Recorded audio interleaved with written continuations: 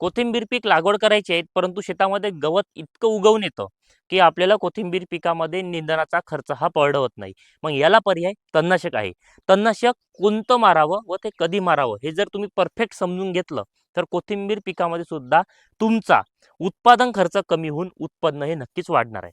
तुम्ही जर कोथिंबीर पीक लागवड करत असेल तर बिया मारण्यासाठी म्हणजेच गवताच्या बिया मारण्यासाठी गोल 2 मिली प्रति 1 लिटर पाण्यासाठी जर तुम्ही फवारणी केलं तर तुमच्या गवताच्या बियात येते ते पूर्णपणे नष्ट होईल.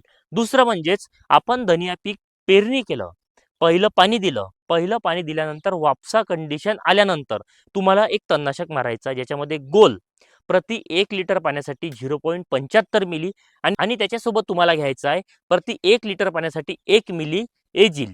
हे दोघंही कॉम्बिनेशन करून जर तुम्ही आपल्या कोथिंबीर पिकामध्ये वापरलं, योग्य वेळी वापरणे महत्त्वाचं, तर तुम्हाला जबरदस्त कोथिंबीर पिकामध्ये तणांचा बंदोबस्त झालेला दिसून येईल.